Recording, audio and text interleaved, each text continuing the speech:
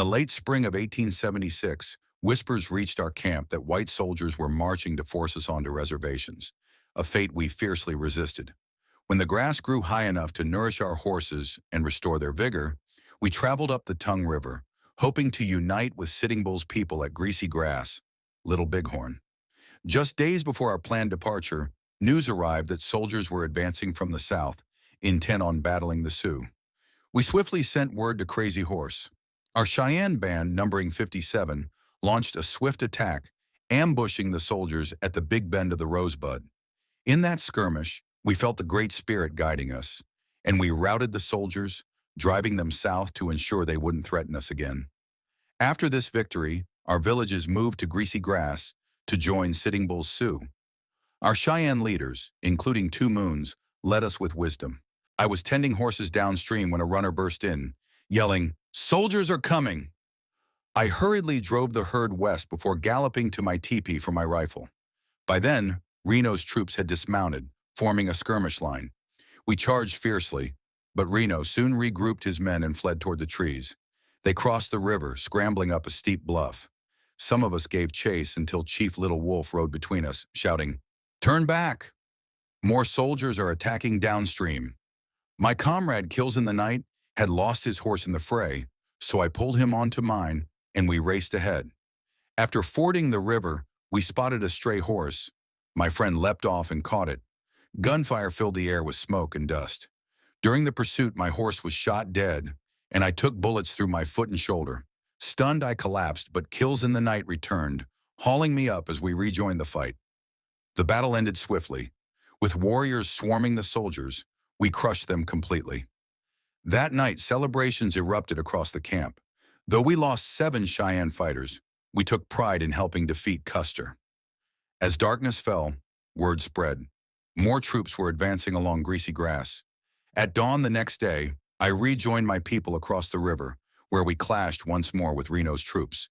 My foot had swollen badly, throbbing with pain, but I tied it up with a rope to dull the ache. By midday, we packed our camp and moved upriver toward the Bighorn Mountains. The morning sun blazed over Little Bighorn Valley, the sky empty of clouds. The air stood still, and weeks of dry weather had left the earth parched, kicking up dust with every step. Deeds nudged clumps of buffalo grass along the lodgepole trail with his moccasin, sending grasshoppers leaping away. Then his toe struck something hard. Peering down, he spotted a dull square box, nothing like the tools his people used back in the great riverside camp. Such an odd discovery demanded investigation, so the boy crouched beside it. Deeds was only 10 winters old. He had grown up deep in Hunkpapa hunting lands, untouched by the white men's encroaching towns. His childlike wonder outweighed a warrior's wariness. He hadn't yet learned caution. The box had landed with its lid partly loose but still stuck. From the sheath on his hip, Deeds drew an old bone-handled skinning knife and wedged it under the edge.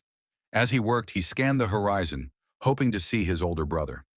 Brownback was still atop the ridge, gathering their grandfather's ponies.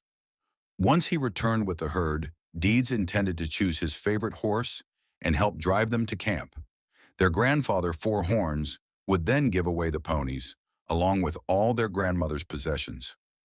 Deeds struggled to accept his grandmother's death. She had slipped away before sunrise, while the drums of the scalp dance still pulsed through the night.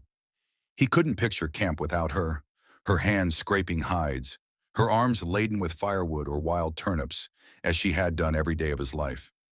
Deepening the mystery, Sitting Bull had spoken gravely to the family as they stood by her body. "Her passing signals a great coming event," he had said. "Perhaps my vision of enemies falling into our camp will soon come true." The adults, including Weeping Four Horns, nodded solemnly while Deeds stared at his grandmother's still form.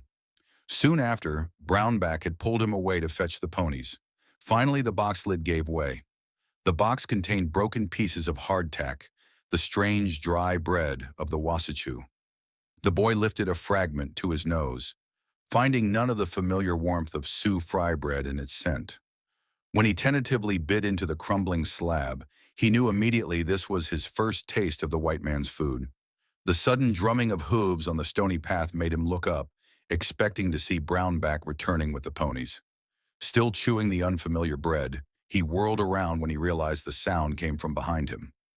Three blue-coat soldiers came charging down the trail, their carbines barking as they fired.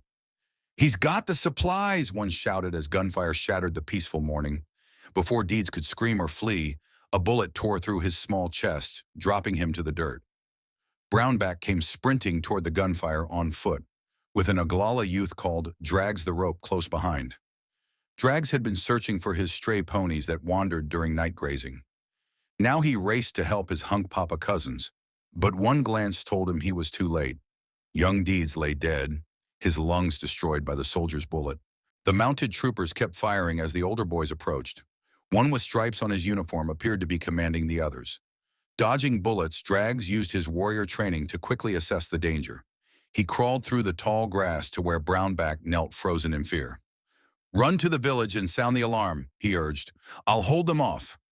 Once Brownback had escaped, Drags leapt up and began running downhill in erratic patterns. If he could reach the box elder trees marking Medicine Tail Coulee, he could follow the dry creek bed to the river in safety. Later, he might lead warriors back to recover Deeds' body. With every stride, he expected to feel bullets or hear cavalry closing in. The old warrior saying echoed in his mind, "Today is a good day to die." Yet no bullets found their mark as he ran. When he'd escaped their range, the soldiers ceased fire entirely. Looking back, he saw all three riding down Lodgepole Trail, the ancient path across Wolf Mountain from Rosebud Creek to Greasy Grass. If they continued, they'd ride straight into the southern edge of the great village where the Hunk Papas camped. Somehow, sensing more soldiers waited on the divide, Drags knew these shots marked the beginning of a battle that would change everything. He reached camp shortly after Brownback, having circled wide along Tulloch's Creek before cutting across to Medicine Tail. His report of only 3 soldiers initially caused little concern, until new warnings came moments later.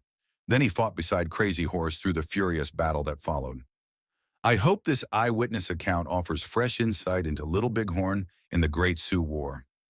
Join me next time as I share more first-hand battle accounts. Like and subscribe to enjoy more videos from our channel.